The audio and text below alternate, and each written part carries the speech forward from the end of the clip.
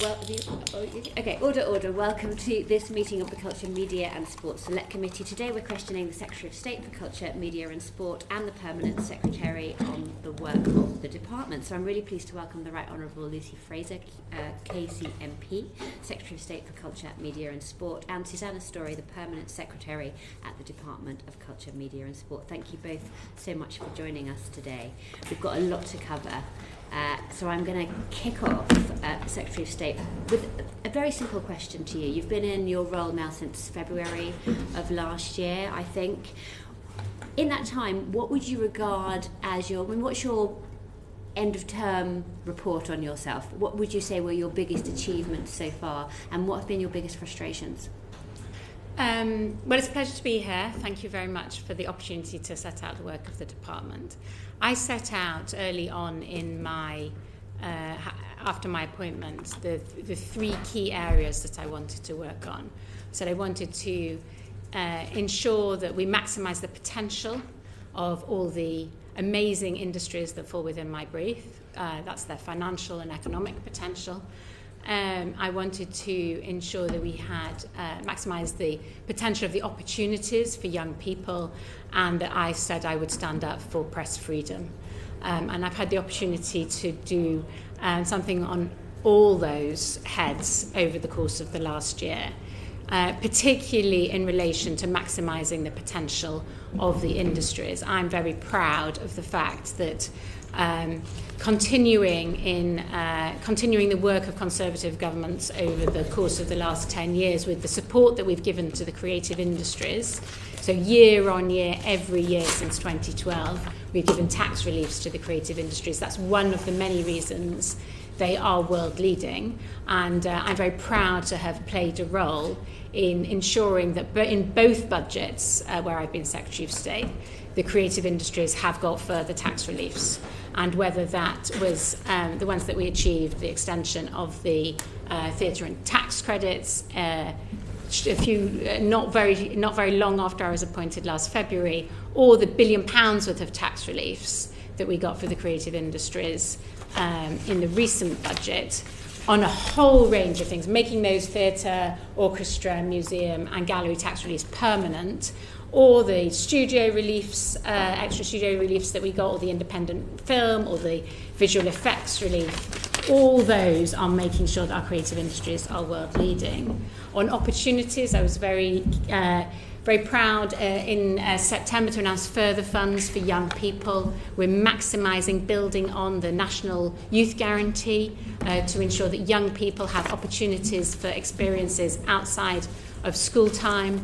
And we've delivered thousands of opportunities for young people to enhance their potential, and I'm continuing to work on that because it's a significant passion of mine. And thirdly, on press freedom, you will know that we've strengthened the laws around press freedom, and the work that the department is doing in the Ministry of Justice on strengthening the SLAPs, making sure that we don't have strategic lawsuits brought against journalists to ensure that they can report without fear or favour or threats of litigation, and also the work that we're doing through the media bill on Section 40. Look, Caroline, I could continue this, and I know someone's going to say, why haven't you mentioned this, that or the other in your brief?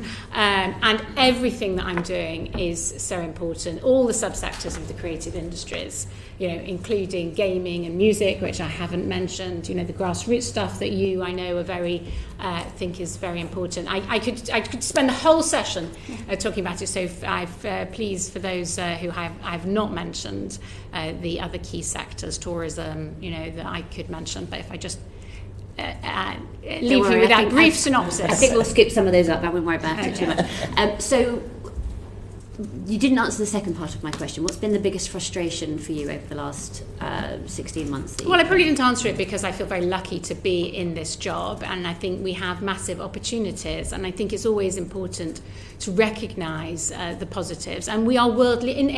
One of the amazing things about my job is that we are world leading in so many of the sectors that I represent. It's a very positive department where we are working with industry on the things that matter to them and growing the economy. We set the frameworks, government sets the frameworks, but business does the job. And so I feel very privileged to be in this role. So last year, when we met you last June, one of our colleagues who's no longer on the committee, Kevin Brennan, asked you whether this was your dream job. You weren't very convincing on that. Now that you've had a year to think about it, what's your answer now? I think this is, I would say, the best job in government because we have the opportunity to do so much. I might not have been convincing, Caroline, because I've been very lucky to hold a number of jobs in government, and I think we are here to serve, and I'm pleased to have been able to contribute wherever I can. Thank you. So I want to just quickly rattle through a few of the things that you have just spoken about as your key achievements. The first one is the creative industries. You've said that they're a priority for you. I've no doubt that they are. That there's been some great achievements over the last year. However, are you convinced that the creative industries, which are our global superpower, are as much a priority for the government as they are for you? Absolutely, they are. I mean, you can see that in not just what we say, but what we've done. So the fact that they are one of the 5 priority growth areas shows that they are a priority for the Chancellor and for the Prime Minister. The fact that in a fiscally tight budget, we managed to get £1 billion worth of tax reliefs, it shows me how seriously the Chancellor and the Prime Minister take this. The Prime Minister was particularly interested. You'll have heard in the budget, the Chancellor said he'd had conversations with the Prime Minister on the independent tax reliefs. He's personally interested in supporting these sectors. And they are a huge sector of growth for the economy. So I absolutely feel like I can work with industry to build the evidence base, to get the support of government, and I absolutely feel that over the course of the last year we've had that. You see, one of the things that worries us as a committee, we obviously are in a very privileged position that we get to take evidence from people at the top of their sectors across the creative industries, and the theme that comes back to us time after time after time is this concern about AI and the extent to which it could potentially impact our creative industries. They're worried that the government is prioritising the development of AI and tech industries over and above the development of the creative industries. And the collapse of the IPO's AI and copyright code practice working group sort of underlines the concerns that people have that the government are not going to be there to protect the creative industries from an exponential growth in AI. What would you say to that? I'd say this is a really complicated area, and it's fast moving and it's international. We are working together across governments. I'm working with the Secretary of State for DSIT to try and resolve these issues, which are incredibly important. Would you legislate? So I think it's important to look at what we said in the white paper that we put out, and which obviously the Secretary of State for DSIT has been looking at very closely. And what we've highlighted is that there's one area in particular that I think we can make progress on, which is the transparency. Everyone wants transparency in terms of what content is used, and I think from that stems everything else. How do you ensure that transparency? What we need to do first of all is to work out what the asks are of industry in particular in relation to how we should ensure transparency across the board at every stage, input and output, and that's what I want to work on very closely with the Secretary of State for DSIT. But would you legislate to achieve that? I mean, the thing is, it's all very well saying that's an aspiration, but unless there's something coherent in place, that's not going to be achieved. Other countries around the world are legislating. Well, I think we need to have a very dynamic, agile approach to this area because it is changing all the time. I've had a number of roundtables where experts are saying to me, I didn't realise last week what we would be, where everything would be at.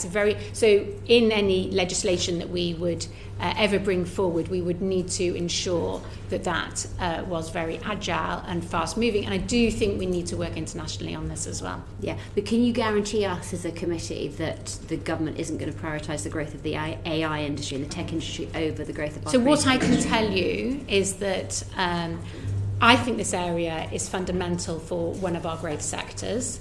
I know that the government regards the creative industries as important, and I can tell you in my last bilateral meeting with the Prime Minister, I said exactly what you've just said to me.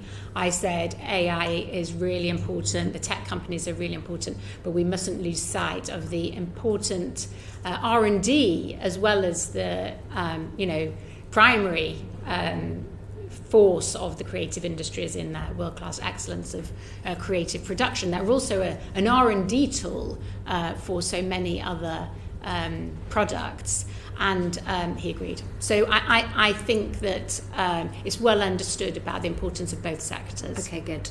Just very quickly, I want to move on to another big theme that we hear about within the creative industries all the time, and a year ago you published the Creative Industries Sector Vision. The big theme for us is skills, and the fact that over and above everything else, the apprenticeship levy is not working for the creative industries.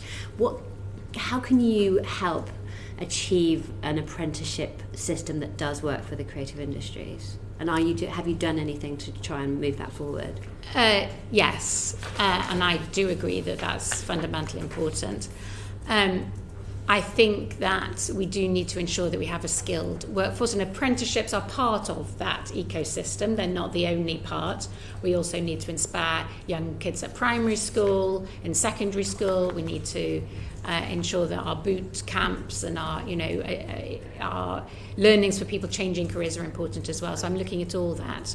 On the apprenticeships themselves, I understand and have spoken many times with industry about the fact that they don't work for them because of the fact that they're not doing a 12-month employment, that they might move every few months, and that doesn't work within the apprenticeship system. And this government obviously set out the pilots with Screen Skills and others to look into whether there could be a pilot system. That's something that I continue to talk to the Chancellor and the Prime Minister about whether we can have a more flexible arrangement within the apprenticeship scheme, within, of course, the confines of the apprenticeship scheme, recognising the confines of the apprenticeship scheme as a whole. So, yes, Caroline, that's something that I'm actively looking at. We don't think the pilots were a massive success, not least because we had Screen Skills in front of us yesterday and we weren't entirely convinced that they're capable of delivering them in a meaningful way. What would you say to that? I would say that there were a number of pilots and not all the evaluations have been conducted, and I've heard mixed reports about what works and what doesn't work and how they could be tweaked. So I think there's still scope for looking at a sort of system within the sort of framework that has been piloted, and we must continue to explore a flexible type of apprenticeship. So one of the things that we're told over and again is that the overheads of the administrative costs of apprenticeships for the creative industries are one of the biggest prohibitive factors. Is the government prepared to unlock levy funds so that companies can cover some of those overheads? Well, all I can say, Caroline, is this is something that I'm actively looking at. Of course, we need to work within the framework of the apprenticeship scheme as a whole, and obviously there are other departments that hold the apprenticeship scheme as a whole within their policy areas, the Department for Education and the Treasury.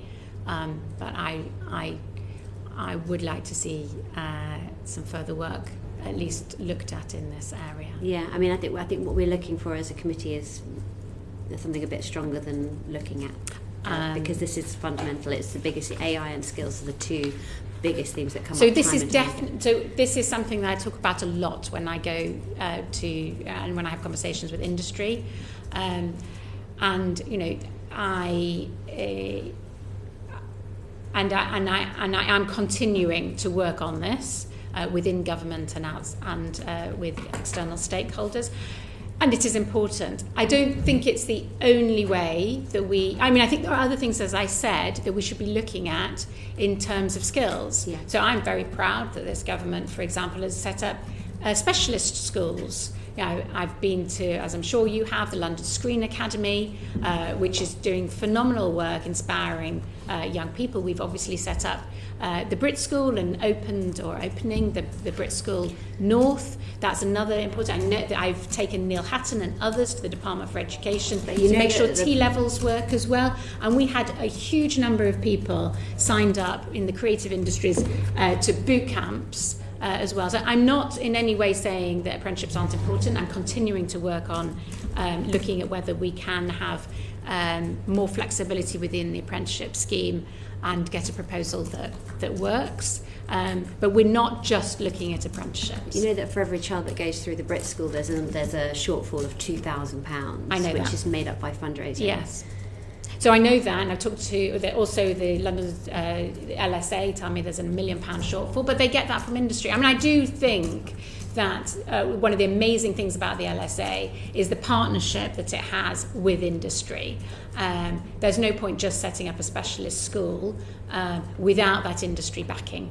And so I do know that there's a shortfall. I've discussed that with them. They've obviously asked me about that shortfall. But I also see that there is a huge value in industry being willing to step up because they're also invested in the school in those. You said one of your passions is youth. That's always been one of your driving themes of your administration as the Secretary of State. How does the £52 million underspend on the Youth Investment Fund in 2023-24 fit with that? So we have committed overall £500 million to young people and the youth guarantee. A significant part of that is for the building of youth facilities. You will know that when you start looking at construction work, some of it's not possible always to have programmes that can be ready in time within the funding window. So we've worked with those who've bid to try and make sure that that funding comes through, but unfortunately there is an underspend because of construction cost delays and other issues like that. I think Susannah wants to come in as well, but I just finished. But we do want to make sure that we do ensure that that money comes through in later years. I'll bring Susannah in a minute. But what I would like to say is our ambitions in relation to the project, notwithstanding the underspend, are still met. So we committed to ensure that 45,000 children would benefit, and in fact we're still going to exceed that expectation. Yeah, I mean, I was just going to add, Chair, that same point, which is we've already committed £250 million to 227 projects. We will meet the 45,000 goal. You're right, we did reprofile 58 million out of the 368, but that isn't that we don't expect to spend that money. It's just that in this year, that year just gone because of some planning permission consents and so on, it's run a tiny bit slow, but it doesn't affect the overall goal being achieved. Although, Susannah, of that underspend, only £32 million has been brought forward. 20 million went back to the Treasury. Were there no youth projects that could have benefited from that huge amount of investment? Sometimes what happens, as you know, in year is you do end up giving some money back to the Treasury, but it doesn't mean we won't be arguing to get it back again as we go into the next year. So our commitment to the projects absolutely remains. Okay, I'm going to move on to Steve Brine now. Good idea. Thank you, Chair. Thanks, Steve. Full of good ideas. Well, I've always said hello. Hi, nice to see Steve. you. Could I ask you about impartiality, not just the BBC, and also with regards to some Ofcom rulings at the moment? So I know you said earlier in the year you thought on occasions the BBC was biased and you didn't want to provide examples at the time, but you're welcome to now. But the BBC clearly agree with you to some extent because they say BBC impartiality is a priority for them. They say it's a focus for the midterm review. Ofcom research found that audiences in 22/3 rate BBC News lower for impartiality than they do for trust and accuracy. So, and of course the public have the luxury of responding to polling without having to put qualitative data or qualitative opinion behind that. You don't necessarily have that luxury here today. But, you know, to give you an example of one of their thematic reviews, where they looked in, as you know, their thematic reviews that looked into how they produce their editorial standards, the author Madeline Sumption found no consistent bias towards one point of view in their coverage of migration.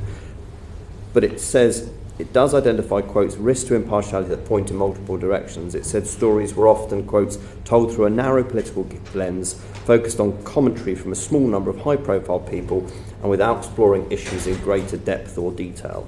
So can I ask you, you know, when you said that the BBC on occasions is biased, is that what you were driving at? Yeah.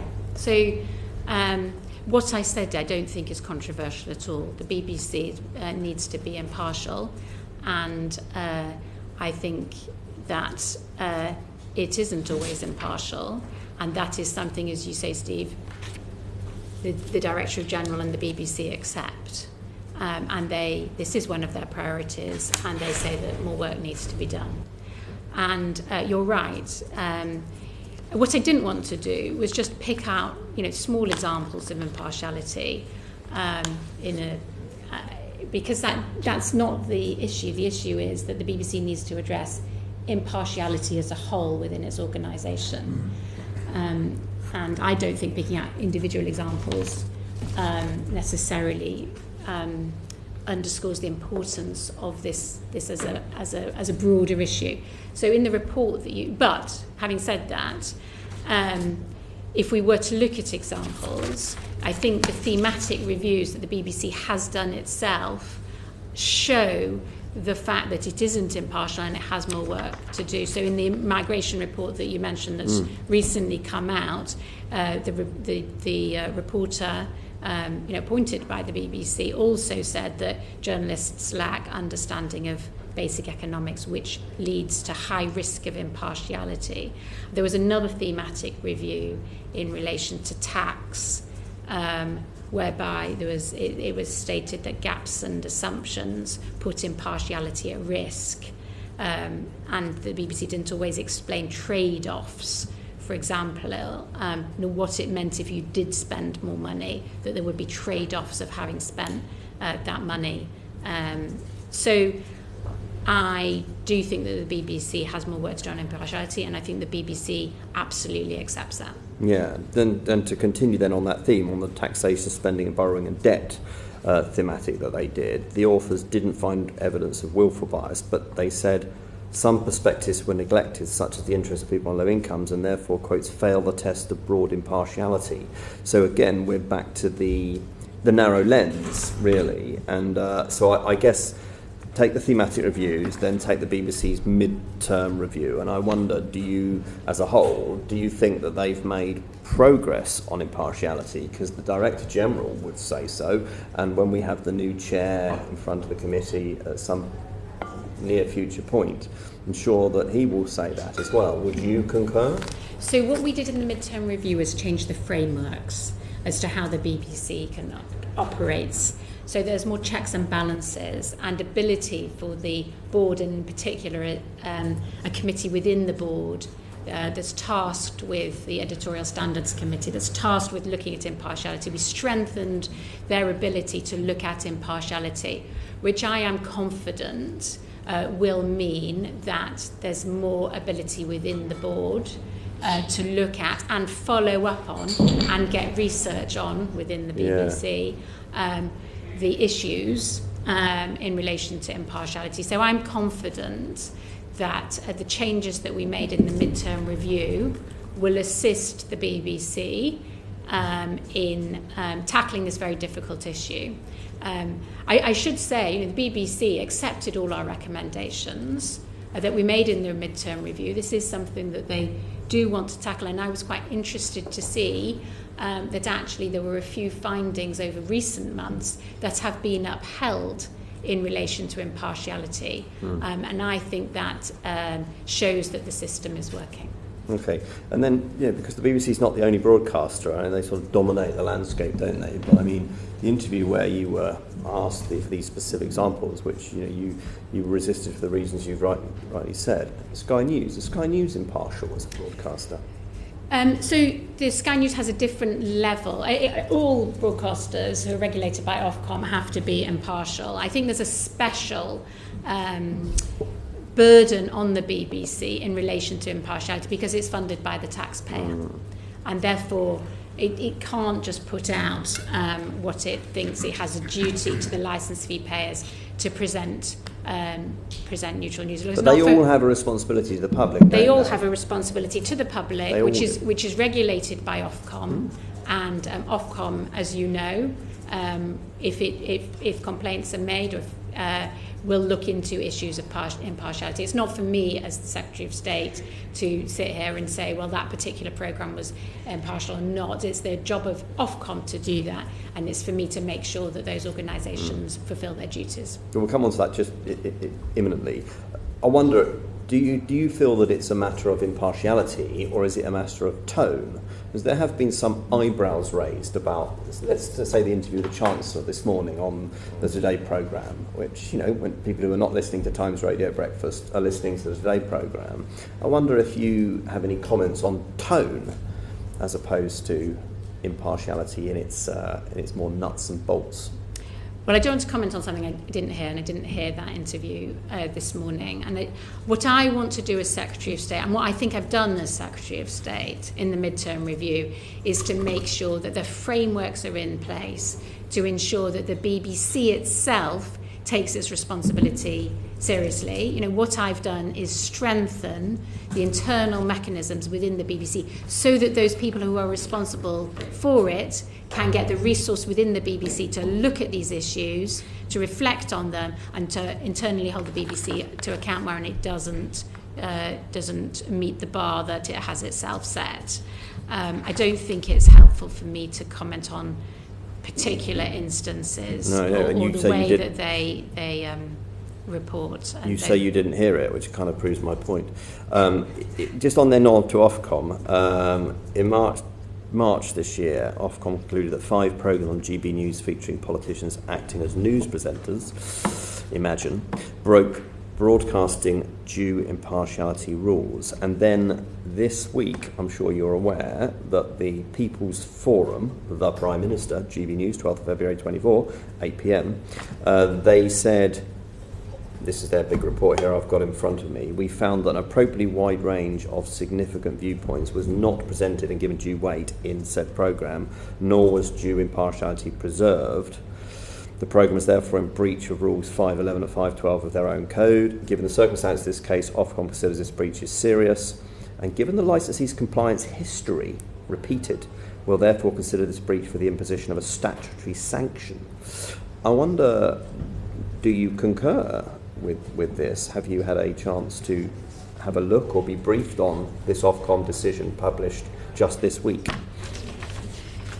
So Ofcom is the regulator. It has certain rules which I think are appropriate in relation to both the rules on presenters,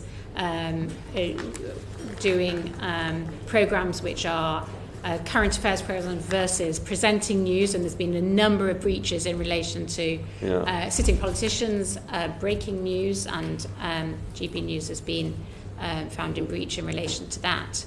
Obviously, there's the finding that you mentioned in relation to the Prime Minister's appearance on GB News. I think that Ofcom is doing its job in terms of making sure that the broadcasting code is complied with, and it is its job to do that.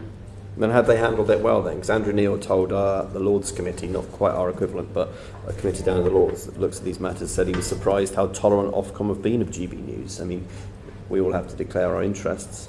What do you think about that? Do you think that they've been tolerant? I think that they've found various breaches of GB News in certain respects, including the one that you mentioned. And they're also got a live investigation in relation to LBC and David Lammy's appearance on LBC. So I think I would say Ofcom is doing its job. Okay. Are you surprised Pochettino left Chelsea overnight? Well, my son is a big Chelsea supporter, and I got a very disappointed text from him. But I am certainly last night. I was actually at the managers, league managers awards, and I think they do a fantastic job. In fact, there was a lovely film that was played, and it had, football managers, impossible job made possible, and I did think about politicians. Yeah, slightly different remuneration, possibly. Okay, back to you, Chair. Thank you, Steve. On to you, Simon. Thank you. Good morning, Secretary of State. Tim Davey said in March that the World Service is a uniquely valuable and globally important output, and that not properly funding it as one of the UK's most valuable soft power assets makes no sense economically or culturally. Do you share his concerns? I think the BBC is a world-class institution. There's a huge tool for soft power throughout the world. I think that the World Service is part of that. And that's why the FCDO has provided £568 million since 2016 in funding, and it's why it provided £94 million, why it's providing £94 million per annum over the current SR period. You will know that we are looking at the funding of the BBC as a whole in the funding review that is ongoing, and obviously the World Service is part of that. But are you personally committed to funding the World Service for the long term? You appreciate that it has and contains an awful lot of soft power. It is probably the jewel in the crown of the BBC worldwide, and recognised brand. So are you committed to it? So personally, I think the World Service provides a great service, and I would like to see it continue. Obviously, I'm looking at the evidence along with an expert panel on the nature of how we do fund these things going forward. But I do, I can say very clearly, I think that I'm very committed to the World Service.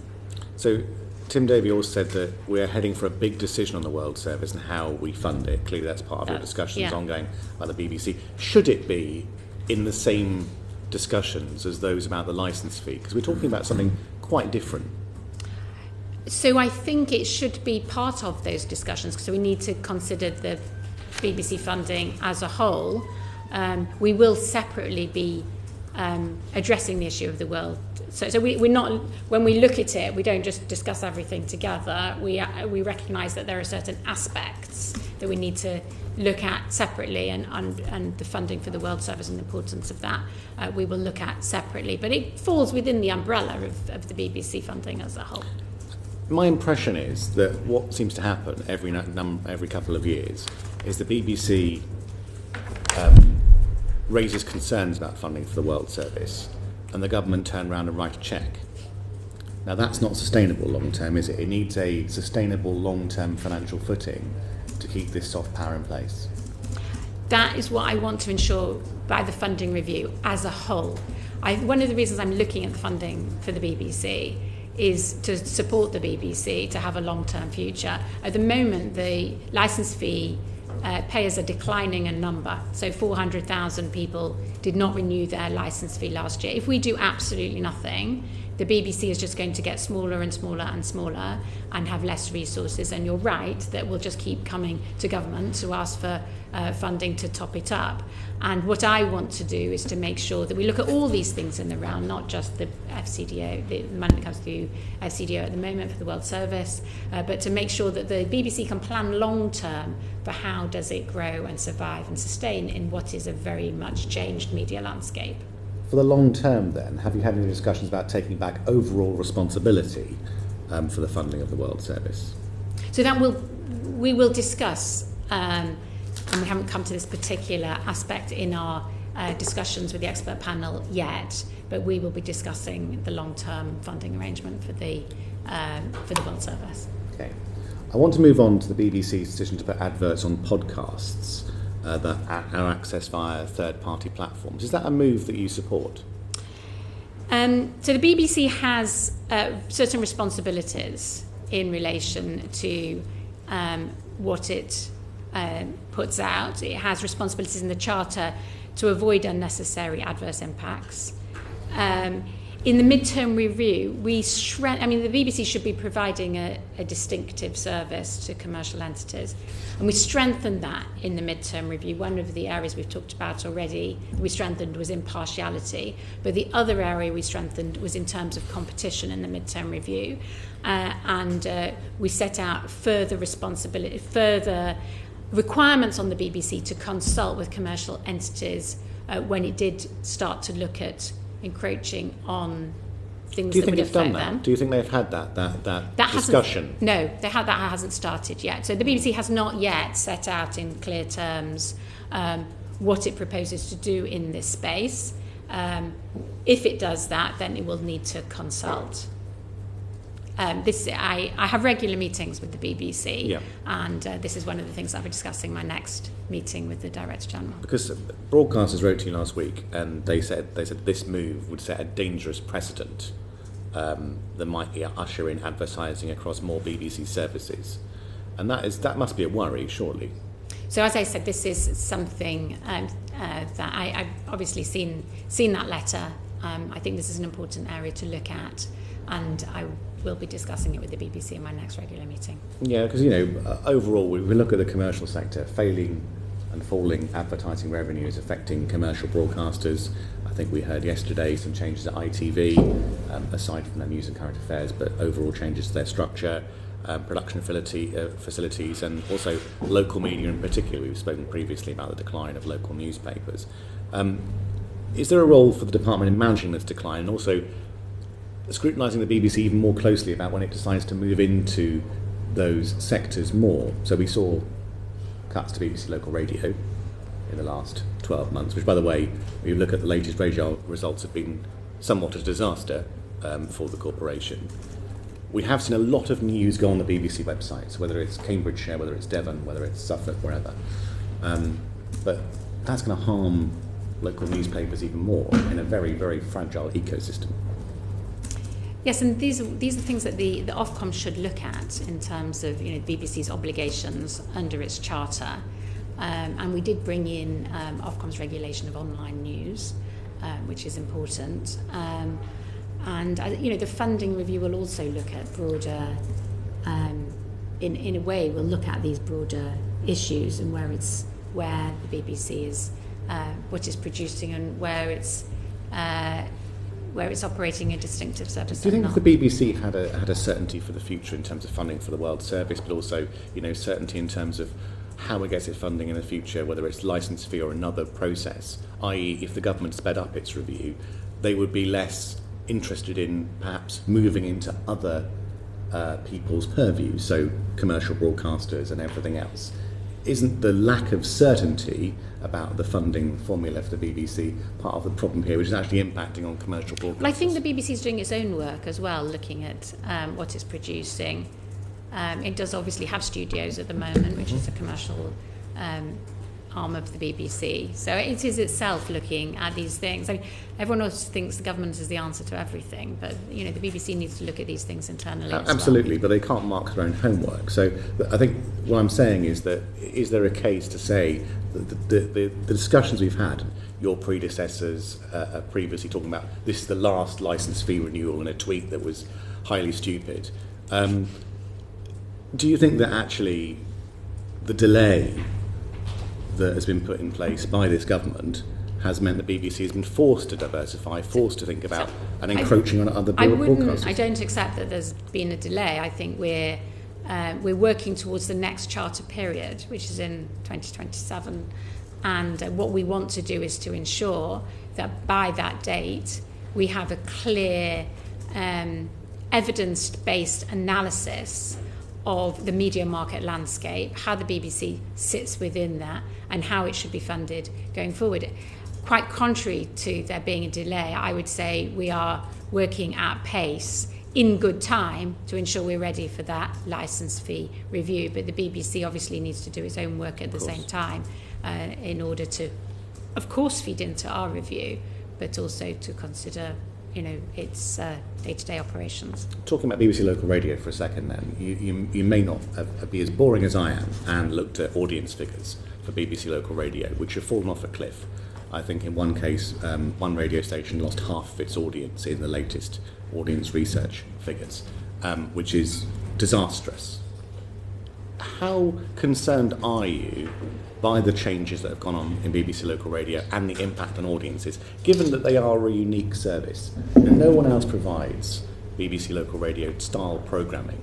It is not fulfilled by any commercial broadcaster. I've raised concerns. I mean, many parliamentarians, including this committee, have raised concerns with me. And so I've raised those concerns with the Director General. He knows concerns that have been raised. I must emphasise, as you all know, the BBC is operationally independent, and so it's not right for government to, to interfere with those operational or editorial. Would you say decisions. those changes have been a success, looking at audience figures? No, the BBC is operationally independent, but I have made concerns, my concerns and the concerns of parliamentarians. I have absolutely passed those on. Forgive me, I'm going to get geeky for a second, if I may. So, a couple of years ago, the government announced that small-scale DAB digital radio multiplexes will become available and advertised for communities. It's very expensive for smaller broadcasters to go on big DAB multiplexes that cover entire counties. But nowadays you can get them covering cities or urban conurbations, that sort of area. You're advertising, I think you're on the third tranche now of advertising these, Ofcom are in the third tranche of advertising these small-scale digital multiplexes. The industry is quite concerned that these aren't actually fulfilling their main task. And the reason for that is they're expensive to run, and it's very difficult to get the programmes on there covering the area they should be covering. Is that something that's crossed your desk so far? Well, we've said that radio will still need to retain FM to at least 2030, and FM still accounts for 30% of total listening hours. As you say, there are 3 DAB national services, so we'll continue to look at that. Right, okay. But when it comes to small-scale DAB, the industry is saying to Ofcom and presumably the department too, that those multiplexes do not make financial value for money. They are covering small cities but not able to cover them properly. Transmission costs are high and not enough services are coming forward. Obviously this is a great idea, but it's not entirely working. A bit like local TV a couple of years ago, if you remember the launch of local TV, which was somewhat a damp squib. Do you think that there's more to be done there to make sure these can be a success for the future? So actually there is more competition for the BBC. Well, it's something that we should definitely continue to look at. Okay. Are you still committed to keeping analogue radio FM, AM to a point until 2030? Yes. 100%? Yes. Okay. And has the department decided on any sort of shut-off date for analogue radio? Not at the moment. Not at the moment. Is that something under constant review? Well, we look at these things obviously from time to time, but at the moment we've said we commit to retaining to at least 2030, and we'll keep that under review. And changing tack entirely. As in, we'll keep under review. That commitment is not changing. It will be at least till 2030, and beyond that we'll keep under review. Good. Changing tack entirely to Pontins, if I may. Yes. Like us, you wrote to the CEO of Pontins' parent company. Yes. On the closure of 3 of its sites. Were you satisfied with their response? No. I wasn't satisfied with their response because they haven't responded. And what I said was that it was important that they liaised with their local MPs, and I know that their local MPs are very concerned about this issue, particularly James Davis, and I think I would encourage Britannia Hotels it was Britannia Hotels that I wrote to, Britannia Hotels to engage. What steps will you take next, if any?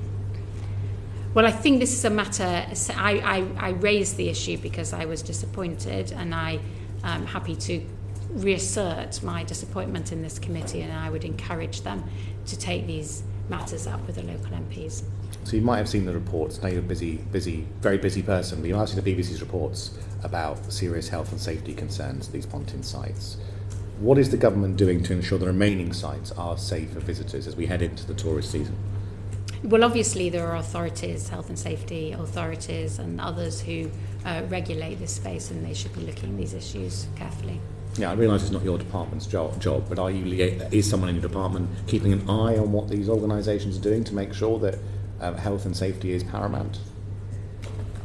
Well, of course, those responsible ought to be continuing to look at that, and if further issues I'm are asking raised about with your me. department's liaison with those bodies. Is that happening? Because obviously, you look after tourism. I do look after tourism, absolutely, and when further issues are raised with me, I'll absolutely take them up. Thank you, Secretary of State. So are you waiting for an issue to arise, or is there any proactive work going on to ensure that these sites are safe for visitors over the summer months? Well, I will absolutely take that up. Thank you. John. Thank you, Chair, and good morning, Secretary of State. Good morning, Permanent Secretary. Secretary of State, you've mentioned a few times meetings that you've had with the BBC, and I'd like to pick up on some of the points that Mr. Brown has made earlier. And you said, I wrote down some of your quotes. You said that, Secretary of State, you've no right to interfere with the BBC on issues such as impartiality. I understand that before the acting chair of the BBC left, you had a meeting with her and the Director General, a number of other board members, just at the end of last year, to discuss finance and the settlement for the BBC licence fee and other matters. Can you just confirm what else you discussed at that meeting? I'm sure there's a note of that meeting. I'm sure there's... we discussed a range of issues. It was open for any board members to raise any matters that they wanted to raise. I can't remember, because I think it was about, months ago. That we. Well, perhaps I could remind you because I can. Yeah, you remind. I can remind you because I've been informed by some who are present about some of the discussion. They were very keen to talk to you about inflation-linked settlement. But I'm told that you kept returning to the issue of the BBC's coverage of the war in Gaza. Can you confirm that's the case? We absolutely discussed that. So we have discussed that. So we had a meeting, and at the end of that meeting, I had previously said that in fact, what we discussed at that meeting is now coming back to me. Good. We discussed very clearly the position that the BBC did not refer to Hamas as terrorists. It was a matter that I had publicly called the BBC out on, I think the previous week, in a newspaper article, and I put points to the BBC in a private meeting about something I had already said publicly. Well, of course, Hamas. If I could just finish, John, yeah. About the reasons why I thought their guidance allowed them to refer to Hamas as terrorists, and I put forward a number of points as to why I thought it was open to them. And I had previously asked my officials whether it was appropriate to do that, and they said it was, and I had told the BBC that I might raise it at the meeting. Okay, and of course it's self-evidently the case that Hamas are terrorists and revolting in every regard. However, I'm told by folk who were at the meeting that they were baffled by your response to their questions about funding and kept repeating your points about the coverage in Gaza. And they said that some people who were there said they couldn't get you off the subject of Gaza when they wanted to talk about funding. So John, that's wholly incorrect. We had a meeting we had a board meeting which I was invited to, where we discussed whatever the BBC wanted to discuss, and it was open to them to raise anything, and we discussed the BBC. Okay. At that meeting. At the end of the meeting, we had some moments to discuss. Do you think it's appropriate for you to put pressure on the BBC over its journalism and its use of individual words?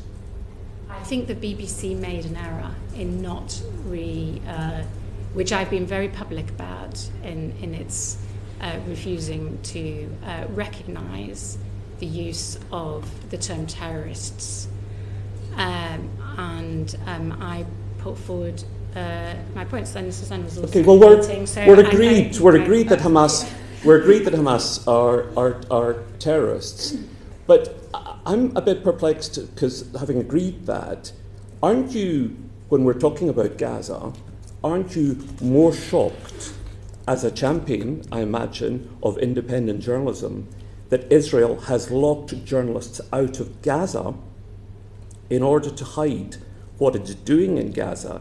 And I kind of searched, I can't find you on the record anywhere condemning Israel for locking journalists out of Gaza. I made a number of speeches, John, and you're free to read them all, about how journalists are treated across the world. Yeah, but in Gaza. And including referring to the high number of deaths that have taken place in Israel and Gaza, and always happy to support journalists. So just to get it on the record, you share my shock at the fact that Israel is locking journalists, including BBC journalists, out of Gaza. I am very keen to go to Israel to understand. No, that's. This is really a very simple question to answer. It's not a question of you having to be on the ground in Israel. You don't have to go to Israel to have a belief in the principle of independent journalism. You can't visit every country in the world to do an on-the-ground report as Secretary of State. This is a matter of principle. Does Israel have the right to lock journalists out of Gaza so that they're unable to report on the on-the-ground breaches of international law in Gaza? That's a question that you can answer in quite a straightforward fashion. I like to look at evidence. And, right. You can't get any evidence. If journalists are locked out of Gaza, you can't look at the evidence by definition. That is the point of journalism, to gather evidence. You can't see the evidence because journalists are locked out of Gaza. Very clear in my engagements with news operators and in a number of speeches that I've made about the importance of the freedom to report, the difficulty in reporting in war zones.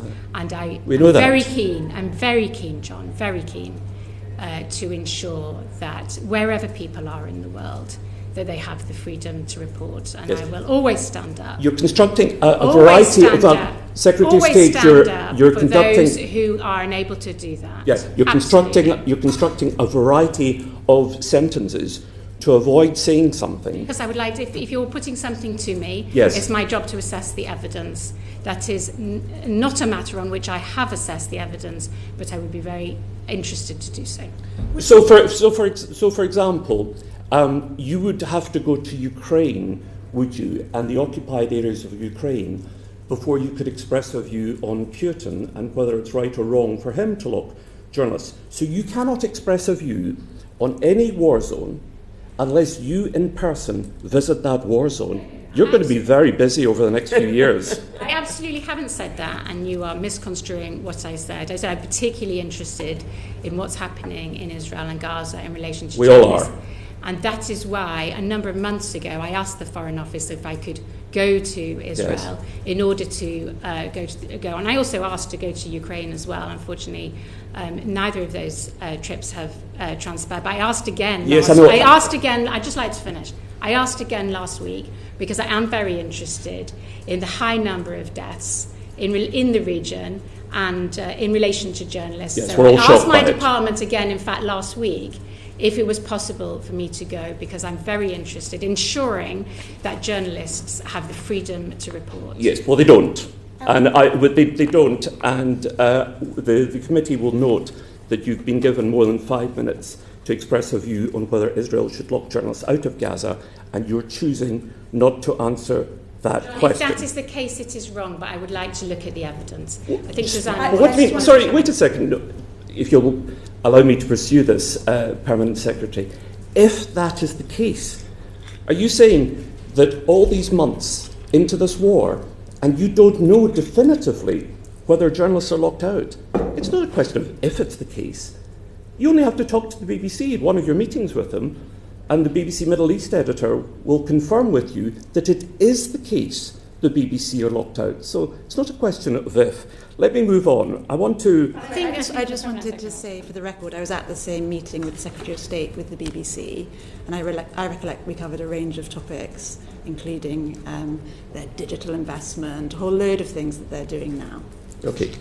Now, let's move on to the general question of impartiality. This is what the Prime Minister said. He said, I think all elements of the media industry have to be subject to the same impartiality rules. I think he's right about that. I think it should be industry-wide. But you've just said earlier on in your evidence that the BBC has a special burden. So which is it? Are all branches of the media subject to the same rules, and should they be?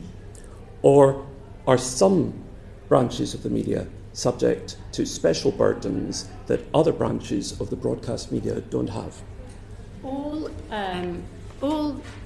public service broadcasters have particular duties. All those who are governed by the Broadcasting Code have particular duties. The BBC is special because it is governed by the Charter. And under the Charter, it has particular responsibilities. And it is governed by the Charter because it is funded by the taxpayer. It therefore has specific and important duties. Okay. Now, your predecessors rightly condemned Russia Today as a channel which spouted disinformation and argued that no member of Parliament should ever be in Russia Today. I agreed with all of them. I was offered lots of money by Russia Today. They would throw money at MPs to appear. I always said no.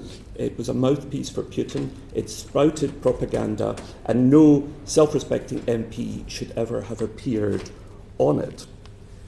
So what do you think about your colleagues who appear on GB News as some of their fellow presenters spout disinformation? Can I just clarify, are you equating GB News with Russia Today? Well, they both spread disinformation, yes. One is subject to Ofcom rules. The other has been taken off air by Ofcom for repeated breaches of Ofcom rules. And we know GB News is going down that road at the moment by defiant breaches of Ofcom. In fact, your colleague, Mr. Mogg, did a long rant direct to camera yesterday in which he said that he didn't believe that GB News should any longer be subject to Ofcom rules, that it should be independent of Ofcom. So I'm not surprised you're frowning. I agree with you if that's disapproval. I thought it was an extraordinary thing for him to say. But how do you feel about your colleagues popping up on GB News alongside spreaders of COVID and other disinformation? As I explained to your colleague, Steve Brown, GB News has chosen to be regulated by Ofcom. And chosen to be? Yes, it doesn't need to be. Not all broadcasters need to be regulated. It's chosen to be regulated by Ofcom, and Ofcom therefore regulates it. If there are any breaches, those are matters for Ofcom. Well, not if, there are breaches. There have been breaches, and Ofcom have looked into them. Right, but I'm asking specifically about your colleagues who sit beside spreaders of disinformation. Let me quote one of them, Neil Oliver. That's the long-haired guy with the scarves. So he said the following: the climate crisis, the world at boiling point, rising sea levels, dying polar bears, it's all lies. So he comes out with this nonsense, and then up pops Mogg and Co. To give the channel some credibility. I put it to you that in the same way that you and your colleagues condemned those MPs who sat beside spreaders of disinformation from Russia Today, you should also be condemning your colleagues who sit beside people who are COVID deniers and climate change deniers. They shouldn't be on that channel. Well, that's your view, I would say. What's your view? My view is that GB News is regulated by Ofcom, and as was Russia Today. As was a whole, as is ITV is regulated by Ofcom, as is a whole host of other things, and it's Ofcom's responsibility, as you are aware, to make sure that it does its job, and that is Ofcom's responsibility. Sure, but the difference, of course, is that you condemned MPs who appeared on Russia Today because the channel spread disinformation. You're choosing not to do so with colleagues who appear on GB News. Finally, can I just turn to on the subject of disinformation, because this was covered briefly in the Commons, but I don't think got the coverage perhaps that it should have got. An investigation revealed that 36 groups with 38,000 members, three of whom were administrators, believed to be 2 central office Conservative staffers and an activist who helped run an MP's digital campaign, spread the most appalling poison about the Mayor of London and others. I'd just like to get an update from you about what has happened to these Conservatives. How did the investigation go? Have any of them been sanctioned? Have any of them been sacked?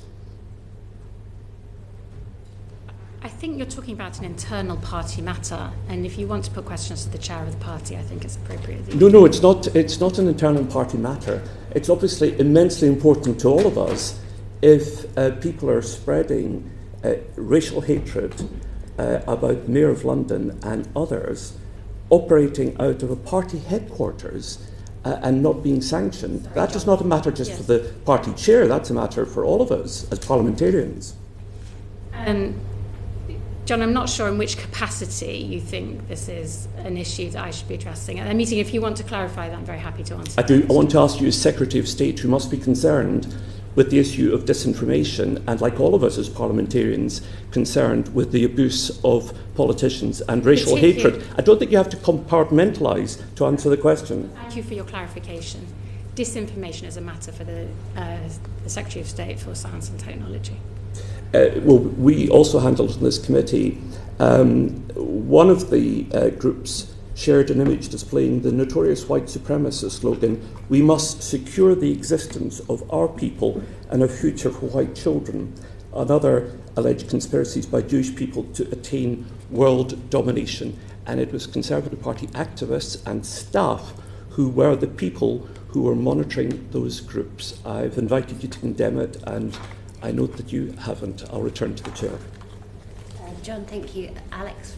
Okay, thank you, Secretary of State and Permanent Secretary, for coming in. I'm going to cover, or try to cover, questions around gambling, grassroots music venues, and if time, video games. So picking up some of the issues you raised at the start, Secretary of State. So in terms of gambling, the committee and the government agree with the rise in problem gambling for a small number of gamblers, that we should have financial risk checks on gamblers, looking at issues around affordability, but they also need to be frictionless. Is the department confident that we can get the frictionless checks? Absolutely, yes. Okay. And as we know, the Gambling Commission is undertaking a pilot.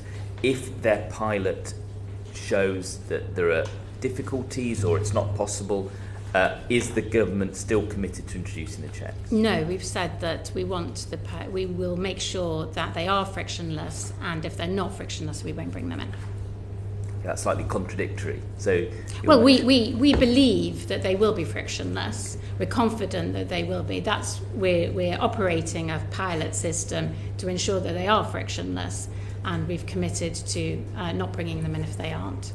And if it transpires that you need to take some actions to make them frictionless, will you? Yes, we will. We will absolutely do that. Great. And then, in terms of non-profit society lotteries, I've met with them, and they're concerned that the gambling regulation coming in is harming the amount they can raise for good causes and limiting them. As we know, those sort of lotteries don't really cause gambling harm. So what discussions has the department had on zero-rating their required contributions under the levy? So the Stuart Andrew has had a lot of conversations with the society lotteries about this very issue. And in our consultation, we said that we recommended the rate would be set at 0.1%. We recognise that there are different issues in relation to society lotteries. And have you reviewed the prize limits, because that's the other limiting factor in terms of society lotteries? Yeah, so he has looked at this very carefully. The limits were last increased in 2020, and he has said, and I agree with him, that there needs to be evidence about how those limits are working before we look at it again. Okay. I'll move on to grassroots music venues. Grassroots music venues are undoubtedly in crisis. We obviously had COVID, the Ukraine war and the rise in energy costs, the general operating environment, development, planning regulations, a whole range of issues are impinging on our grassroots music venues. Without grassroots music venues, we'd have had no Ed Sheeran, no Adele, etc. Major income earners for the Exchequer. The government has put forward a small amount of money through the Arts Council to support grassroots music venues, but that is not going to solve the issues that we've had. So, do you accept that grassroots music venues are in crisis and we need to intervene further? So I accept everything you've said in terms of the phenomenal way that grassroots music venues bring our pipeline of talent through. You mentioned Ed Sheeran, but there are so many others that we could name, and they're absolutely fundamental to ensuring that we retain our world-class leading status in music. I would slightly challenge you on you suggested we'd given minimal support. You might be referring to the £5 million that we recently gave, and that I was proud to be able to announce last June. That builds on previous grassroots support that we've given, so 15 million in total now through the Grassroots Support Fund. But we also gave, during COVID, £200 million for the live venues through the Cultural Recovery Fund, £800 million to live events reinsurance scheme, and also ACE has got the 500,000 to the Music Venue Trust's Own Our Own Venues initiative.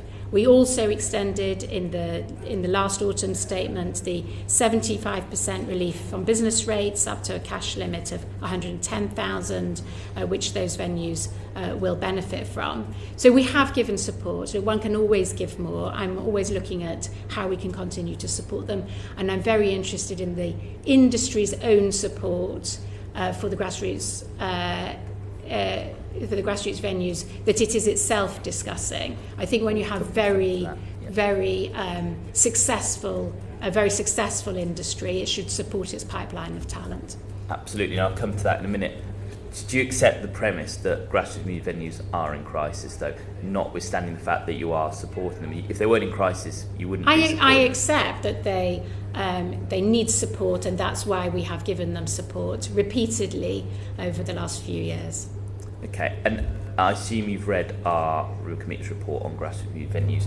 Do you agree with the recommendations in our report? So you've made some very important recommendations. I do think that in particular, the industry work is very important, and I would encourage industry to continue to look at that and offer support. I'm very, very supportive of that. There's a general issue in the music industry, including live, that money is pushed up the pipeline. So the most successful acts disproportionately benefit. And one of those, obviously, is in larger venues, stadiums and arenas.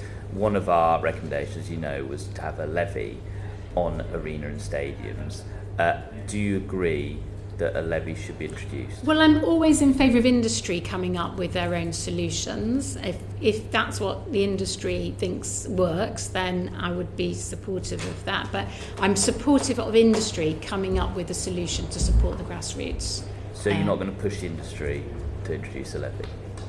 Well, let's see where they get to. And I'm, as I said, Alex, I'm very supportive of them doing something. More broadly, the live music venues have looked at other areas of support the government's given. So, for instance, there is no opportunities around, for instance, which the government do with video games tax credits around live music. They during COVID, like the rest of the hospitality industry, they benefited from lower VAT. Have you approached the Treasury about bringing in those measures for live music, or any other measures the government could, which would really help relieve some of the pressures on the grassroots? I can assure you that I regularly raise things with the Treasury on all my sectors. The Chancellor recently said to me that I lobby him more than indeed any other minister. But these matters are ultimately a matter for the Treasury, and so all I'd like to say, Alex, is that I regularly raise these, and that's why we got the £5 million worth of support that we did last June. coming back to arenas, the opening of Co-op Live has been absolutely chaotic and cost actually, the UK public and the economy a significant amount of money.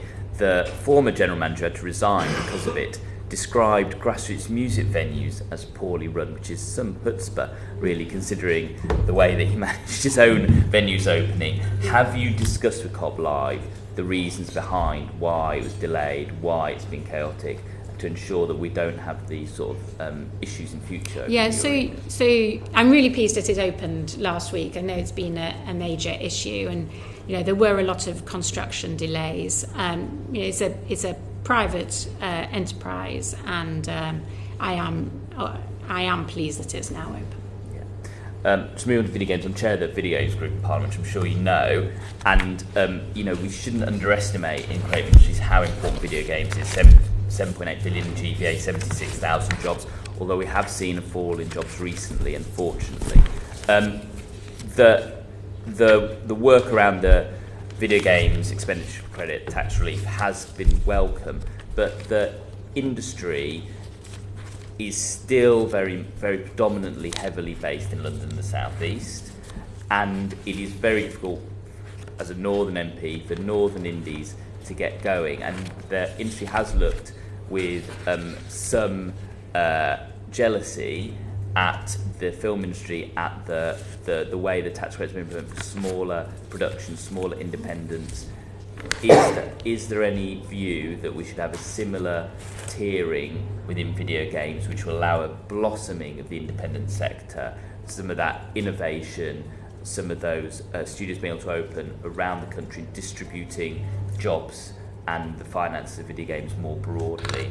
Or are we going to see a one-size-fits-all tax I think credit? we've already seen. I appreciate often there's an issue about lots of companies focusing in London and the South East. But in our creative industries sector vision, which we did jointly with the industry, one of the things that I'm very proud of is that we've got clusters across the country where we're investing £50 million in creative clusters, which we know last time leveraged £250 million worth in private investment. And those will be across the country. I had a meeting the other week with Andy Haldane, and we had a round table on how do we expand the Northern Corridor. I met all the mayors that I thought would be interested in bidding for the investment zone money in my sectors. Unfortunately, only Teesside took it up. They've got a creative industries as one of their sectors in their £100 million investment zone project that was announced at the last budget. So hopefully we'll see more excitement in the Northeast.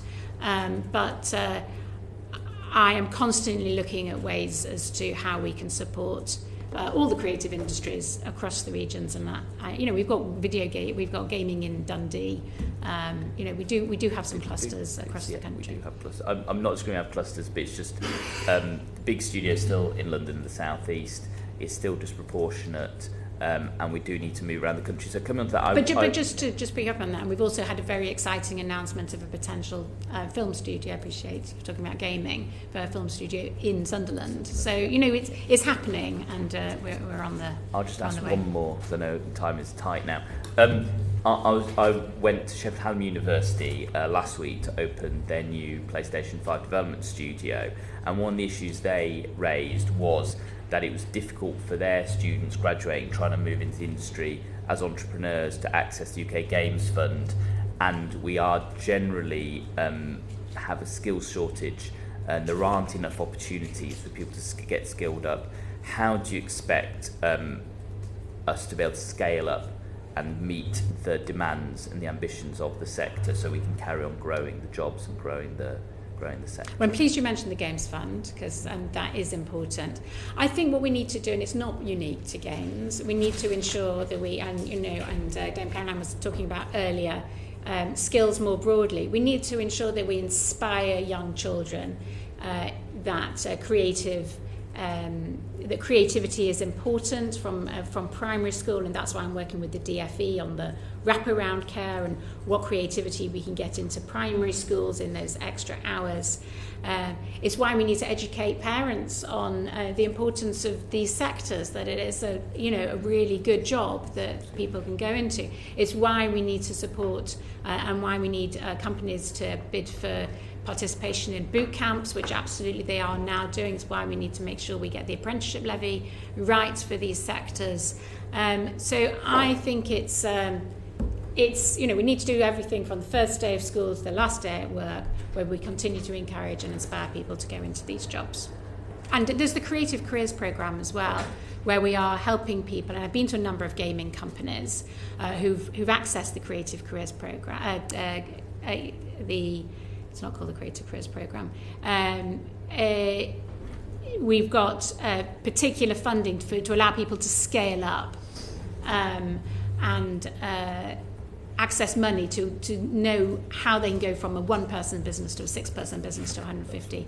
And that programme also got more money in the sector vision. Thank you, Alex. Secretary, can I just take you back to a couple of the answers that you just gave, Alex? I just want to press you on a couple of them.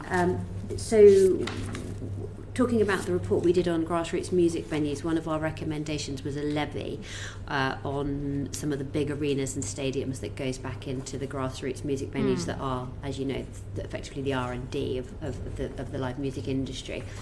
You said, in answer to Alex, that you would support a sort of industry-led solution, but the fact is the industry varies wildly on whether they think this is the right solution to the problem. I mean, the National Arenas Association may have a very different view from the Music Venues Trust, for example, on what the answer is. So if there is a split on this, which side would you come down on? I'm dealing with a lot of industries at the moment have different views, and working with different, like football, for instance, where the Premier League has to come to an arrangement and work very closely with the EFL. I do think that it is for industry as a whole. I know that in industries there are different views, but I do think it's for industry to try and come up with a solution. And I must say, one of the reasons, so it's a slightly different answer, Caroline, I recognise, but one of the reasons why the creative industries has been so successful in the recent budgets is because I was able to lobby with one voice. Everybody came to me and they said, this is what we want and this is the priority in which we want it. And therefore, as Secretary of State, it was easy to know what to pitch for. And I'm trying to work with the sectors to identify. That's what the creative industry sector vision was all about as well. It's what industry-led. So I would encourage them. I know you're saying it's difficult, but I would encourage them to try and come to a solution themselves. So would you ever use the incentive of a government-mandated levy in order to encourage people to get to the point where the industry comes together with a single solution? Well, we always keep everything under review, but I would encourage everybody to resolve this issue in the interests of the industry as a whole. What do you think of the idea of a fan-led review of grassroots music venues? Well, I know that you've suggested that. And we will look at all the suggestions that you've made. Yeah, but are you tempted by that idea? Well, let's look at all those recommendations. You can't give us a more definitive? Not today. That's a bit disappointing. Can I just also push you a little bit on gambling? The horse racing levy review is due to have taken place by April this year. When will the department publish the outcomes? Sorry, the horse racing levy review. The horse racing, very soon. Very soon. I've been working very closely with both industries. And I'm confident that we will be able to update the House very shortly. You'll know that these so-called frictionless checks are already having quite a detrimental impact on the horse racing industry, which is vital for quite a few parts of our country. Where do you see this impacting the viability of horse racing and breeding industry across the UK? On the affordability checks? Well, the whole... So on the affordability checks, we've taken a number of measures to make sure that the affordability checks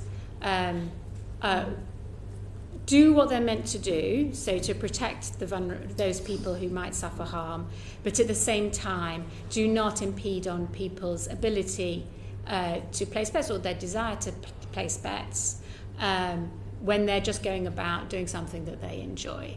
And one of the things that we announced about a week ago now was the interim measures, which we had encouraged industry to come up with. Because if you went to one company, you were asked for different things that if you went to another betting company. And it was stopping, we were told, is taking people to the black market. Correct. Because they didn't want to produce documents. So what the industry has come up with, encouraged by us, is a higher threshold for when they're asked for material, and they're asked for consistent material across the board. And I'm really pleased that step has happened, and it's been welcomed by everyone. The second stage is when the affordability checks come in. There's a nervousness, I hear it all the time, that people are going to be asked for a whole load of documents, and it's going to put off by punters. That's why what Alex asked me was so important, that these checks are frictionless, that they happen behind the scenes, that no one knows that they are taking place unless they're in that very small category of people where there is the potential for risk. And that's what we want to achieve. We want to achieve these checks happening, but them happening behind the scenes, and we're very confident that they will. So I'll no longer be asked for my inside leg measurement in order to open an online betting account. I hope you never are, Caroline. Okay, cool. Thanks, Jane. Thank you, Chair. I'd like to move on to tax-free shopping. The committee's taken a lot of evidence about the potential benefits of the reintroduction of tax-free shoppings. In its policy costings, the OBR has only looked at the behaviour of non-EU visitors when it's making its reports. Should it revisit that so we get accurate data about the potential of EU and non-EU visitors? Just tell me again what the specific question. So the OBR is only looking at the behaviour of non-EU visitors when it's doing costings, and it's never considered that potential of EU visitors, which we believe would have a massive effect on tourism around, especially about local airports and the sort of northeast or the Midlands or the southwest. The potential for weekend trips for people to come and add to our tourist economy. So should the OBR look at this as a holistic whole now? I think that, so I've had a number of meetings with a lot of people in my sectors who feel this is a very important issue. And what I have encouraged them to do, Jane, as you highlight, is build an evidence base about the impact of the VAT on a whole variety of sectors. Because the Treasury has said it's very happy to look at the evidence. And I do think that there are a number of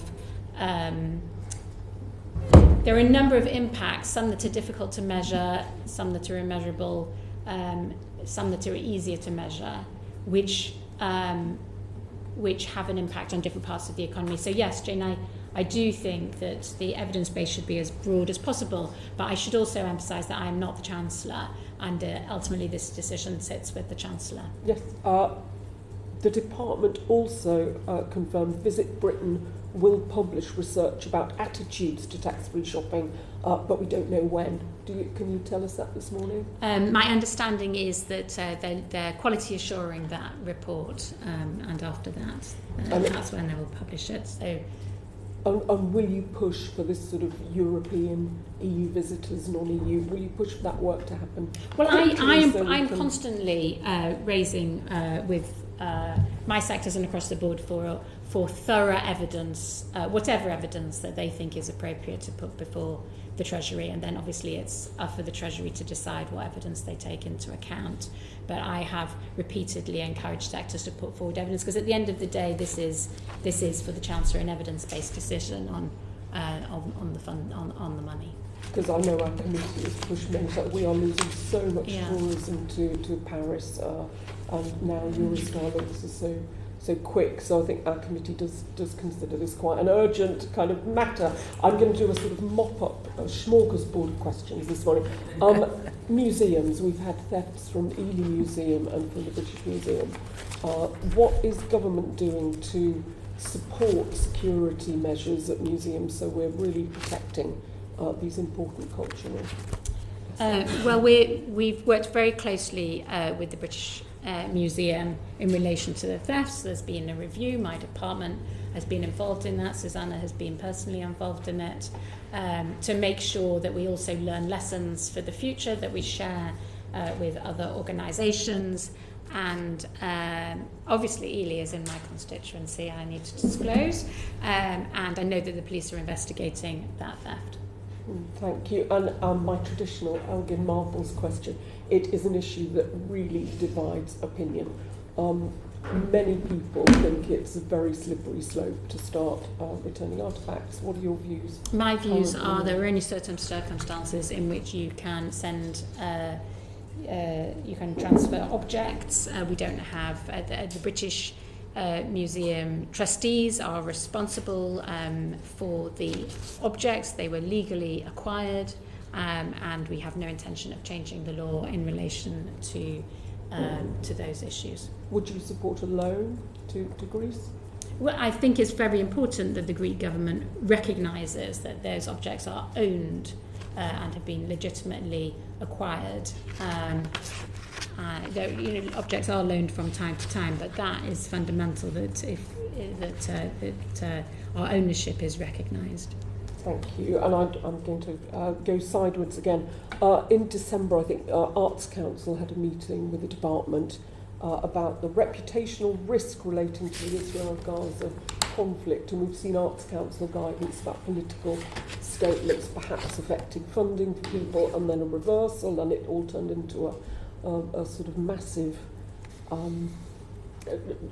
hullabaloo. I don't know what word I want to put in there, but what are your thoughts about this sort of politicisation of Arts Council? Equity have come very strongly. We haven't politicised anything. My officials have not required the Arts Council to do anything in particular. They obviously have a large number of meetings with the Arts Council where they discuss issues including risk. But the Arts Council is an arm's length body, and its decisions are a matter for it. Do you think on arm's length bodies, are you a fan of them? Do you think it's just a way to avoid a bit of government responsibility and wash our hands of sort of oversight of things? Are you happy with the work Arts Council are doing? We are doing a review into the Arts Council at the moment, and so those matters in relation to the Arts Council will. So we're doing a review of the Arts Council and its structures and a number of other matters, including excellence in art, and so I'd be very happy to update you on particular views in due course. But in relation to your broader question, Jane, about arm's length bodies, I think it's important. Government can't do everything, so it's important to delegate, as it were, some matters to other bodies. It's important we don't have too many of them, and we need to constantly keep that under review, and it's important, of course, that they fulfil the responsibilities and duties that we intended to give them when we set them up. Thank you, because I think that oversight, it is, I'm sure, a frustration when things aren't quite linked back. And we have got some football questions coming up, but as a lifelong Wolverhampton Wanderers fan, I just want to briefly ask about VAR. So Wolves manager has called in a vote on VAR. I put something on Facebook last week about Wolves wanting a Premier League vote about abolishing VAR. Every single fan that responded to that is against VAR. It is not in the spirit of the game.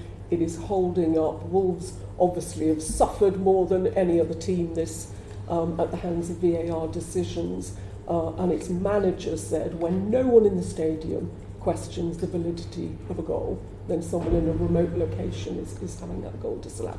Where do you stand on? Where do I stand on VAR? Yes. So I've stressed a few times during the course of this committee that it's not government's job to solve every problem, and I think VAR, unfortunately, Jane, is a matter for football. But do you agree the spirit? I know a lot of people are a lot of people are frustrated by VAR, including my son when he's watching a large number of matches. But it's not my job as the Secretary of State to comment on the game, and that's a matter for football. Even when there's big money at stake and promotions and relegations and the principle of fairness and fan enjoyment. We're bringing in a football regulator, but the regulator is looking at financial sustainability of football, and I think we need to leave the game to football. Thank you. We might stay with football. Clive, shall we? Yes, no. Thank you very much. Welcome, Secretary of State. Just on the VAR, just to say, that if you take the approach that that's a matter for the game itself, the Football Governance Bill actually, when it comes to ownership of clubs, says that the regulator's got to take account of foreign and trade policy.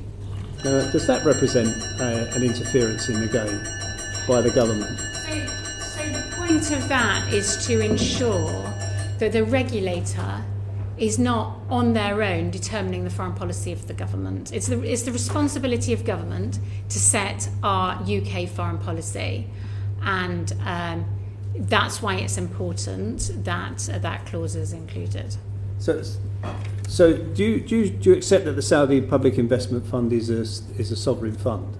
Do you want to ask your whole question and then I'll answer? I mean, that is the question. Do you accept that is a sovereign fund that is directly controlled by the Saudi government? Well, it's a sovereign wealth fund in Saudi Arabia, yes. So if the football competition, in this case the Premier League, has a rule that says sovereign money shouldn't be, sovereign powers shouldn't be owning football clubs, should they not be able to enforce that rule? But there isn't such a rule. The regulator is not setting out who should own football clubs. What it's setting out is whoever owns them, certain tests need to be passed. So they need to pass the owners and directors tests, whoever they are, whether they're foreign, whether they're British, whether they have some link to any particular entity. They have to set out the underlying test, but we are not saying that they can't be owned by foreigners or indeed by a sovereign wealth fund, or indeed a sovereign wealth fund. So foreign governments can directly or indirectly take ownership. We're not setting any rules on who can and cannot own. All we're saying is those entities, whoever they are, will need to absolutely pass the test of the owners and directors test, that they're fit and proper people, and those are the tests that apply whoever it is that purchases.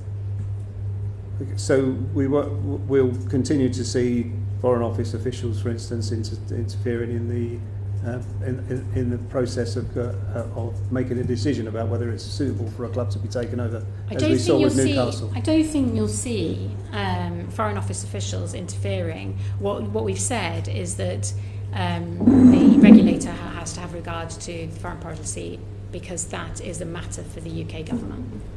Okay, but should civil servants be involving themselves in that process? I don't think you'll find that civil servants are involving themselves in particular decisions. What we're saying is that the regulator should not be determining the foreign policy of the government.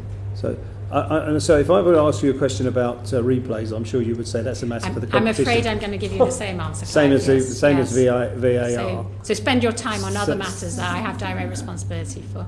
But nonetheless, with those issues, how much do you think that fans should be involved in making decisions about these issues? My colleague Jane Stevenson has said that that a lot of fans that contacted her are very much against VAR. So the fan-led review is what's led to the football governance. So how much influence should fans have on decisions like this? So one of the things that we're doing in the bringing of the regulator is making sure that fans have a say on the key issues that affect them in the context of financial regulation. So we're giving them a say with things that we know affect them, like whether their stadium will move, which is obviously a commercial decision. Clive, I'm the Secretary of State, and I'm not going to give you a view on this. That's not to say I haven't raised it as with the FA.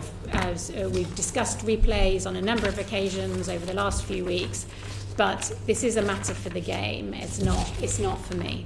I think we get better decisions on VAR with a group of fans in a pub than we get from the current regime. But nonetheless, can I just ask you, because you did mention about just moving stadiums, the FIFA are now setting up a working party on whether competition matches can be played overseas. For instance, the Premier League, Man City v Arsenal being played in New York, for instance, or something like that.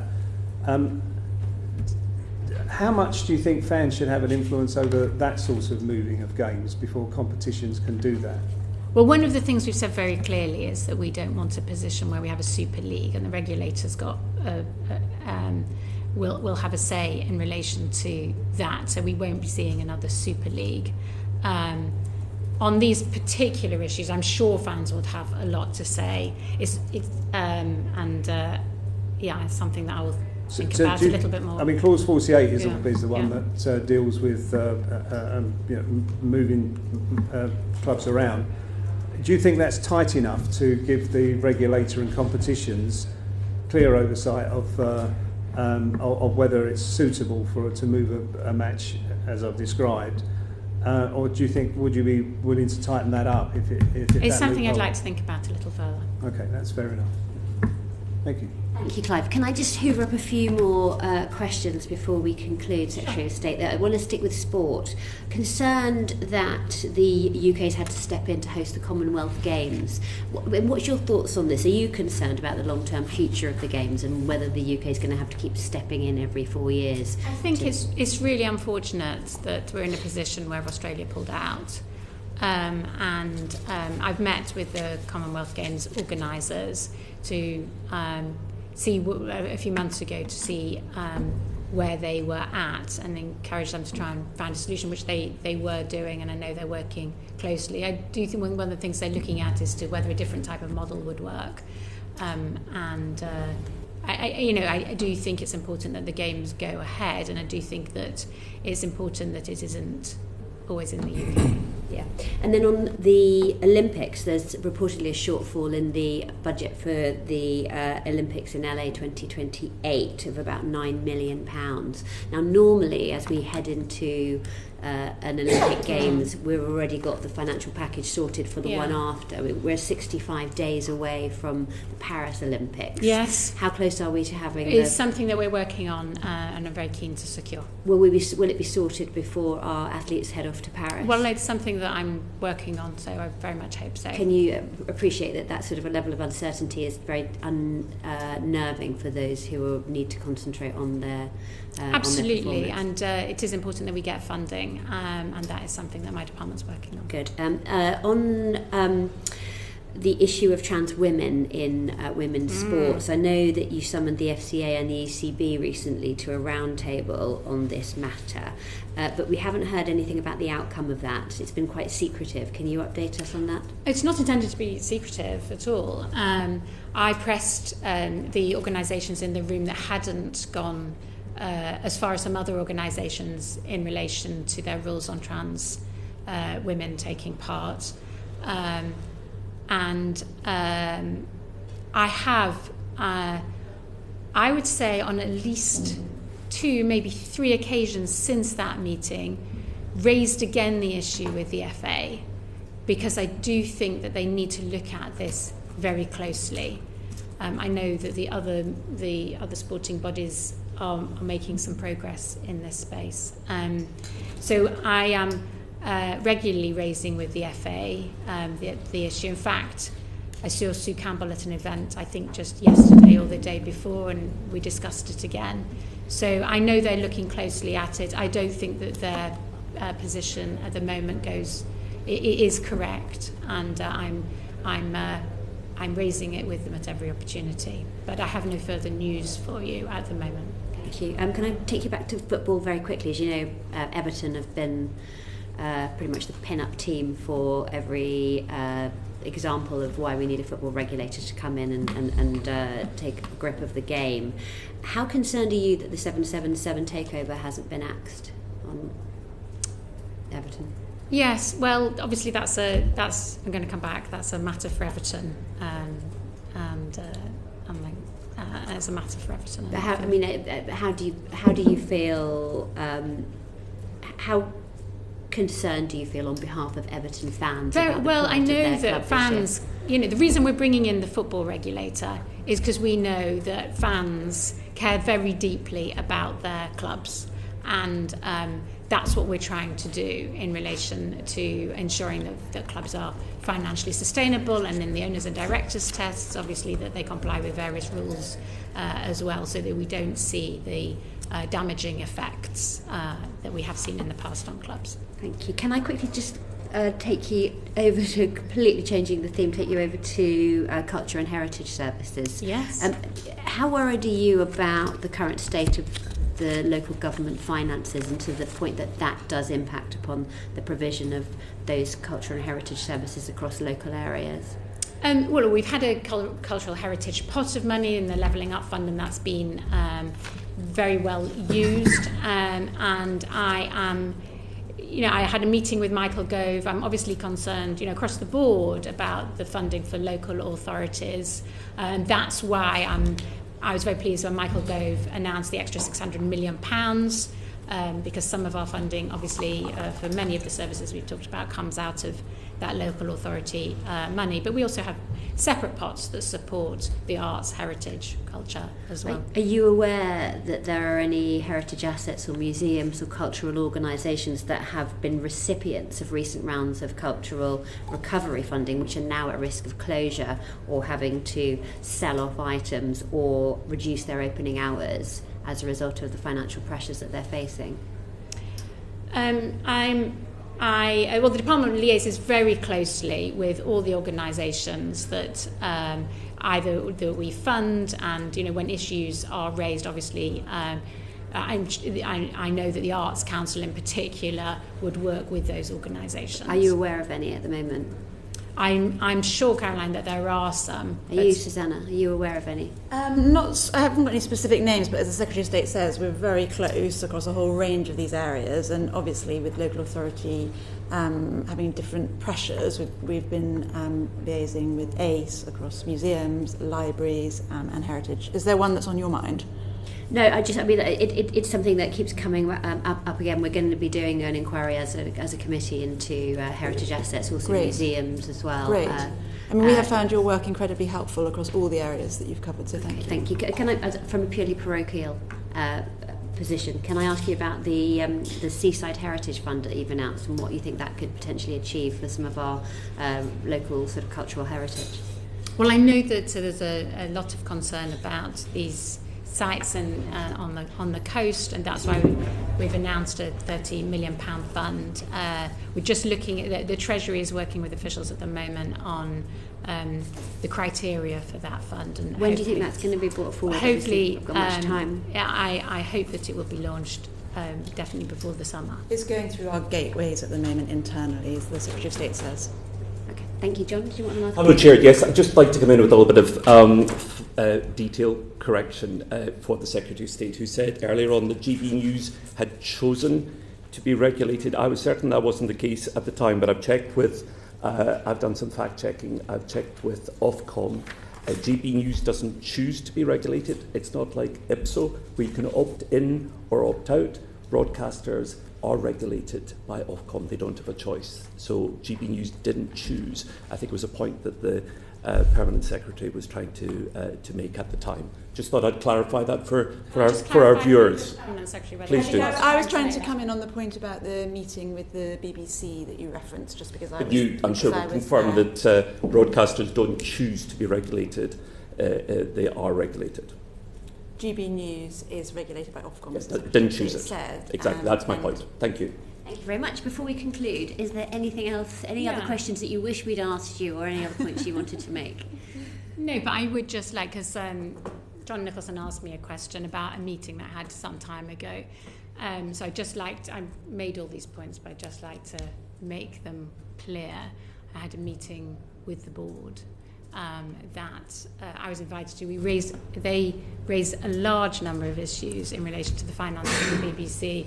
There was an opportunity for them to raise any other issues that they wished to do so, and at the end of the meeting I raised what was a very important subject at the time, which had got a huge amount of coverage, and a number of people, including MPs, had raised with me and more broadly, which was the BBC's treatment of how they called Hamas. And I raised that subject. I think it was appropriate for me to do so. They listened very carefully, and the meeting came to an end. And I just thought I'd clarify that. All right, thank you for clarifying that. Anything else you wanted to add, Susannah? No, thank you very much. In which case, can I thank you both for your time today? It's been really good to be able to ask you a few questions. Thank you very much. Order. Thank you. Order. Thank you. The proceeding has ended.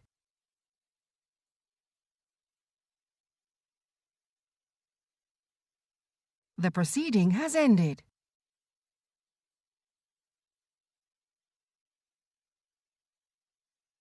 The proceeding has ended.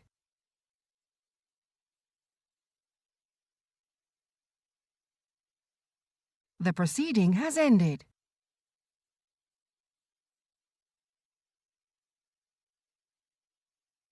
The proceeding has ended.